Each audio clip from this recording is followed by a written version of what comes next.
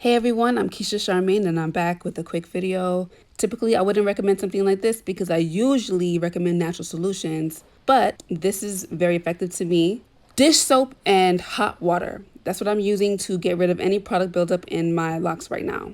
I find it to be more effective than the apple cider vinegar soaks with the lemon juice and the baking soda.